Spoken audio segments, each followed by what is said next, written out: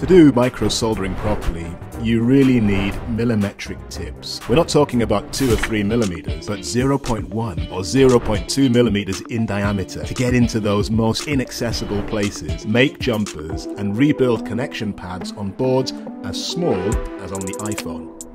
The problem is that we only have a few soldering machine models on the market that use millimetric tips of 0.4 millimeters or less. That is until now, because QianLi is helping us to expand our range of options. Working with machines like the Quick TS 1100 or similar universal machines, it's really difficult to make jumpers because of the thick machine tips. Now, for that same soldering machine, you can use these QianLi Bumblebee J 0.2mm universal tips that fit any soldering iron that has a handle with this shape or structure. Next, we'll test the QianLi tips with the quick soldering station in the following 3 types of work. 1. Removing solder and soldering on a USB charging connector. 2. Making a common jumper on the board of an iPhone and removing the solder from the board so that it's clean without breaking important connection pads. Number 3. Removing and repositioning a capacitor with the soldering iron. Let's start with the charging connector.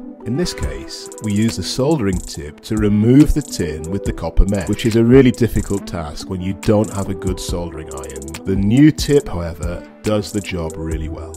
It removes the tin without any difficulty. Then we put some of the tin with paste and some flux to make the job easier. As you can see, it soldered each connection pad perfectly.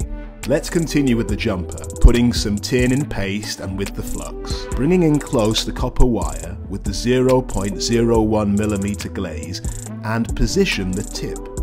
Then we can add a little curing mask ink and UV light to seal the ink. We can make a jumper without any difficulty. Test 3. Now we change the tip and do the second test with the 0.2mm QianLi universal soldering tip. With it, we'll clean the surface of the board, where we're later going to reposition a medium-sized circuit. And we can see that with a good copper mesh, this tip removes all the tin residues from the board without breaking the connection pads of the motherboard. Now, with the same diagonal tip, we take out and place a medium-sized capacitor. We can put some flux and tin paste on it, then wait a moment for it to warm up and take it out.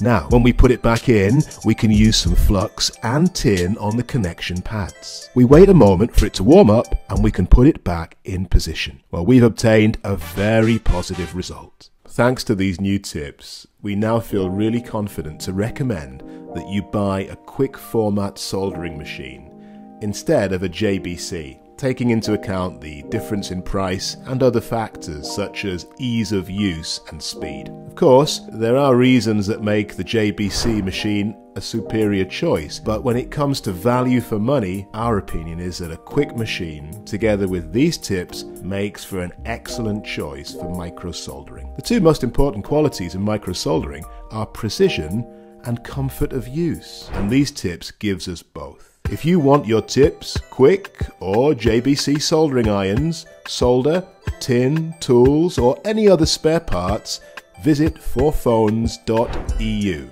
Thank you very much for watching our video and see you next time.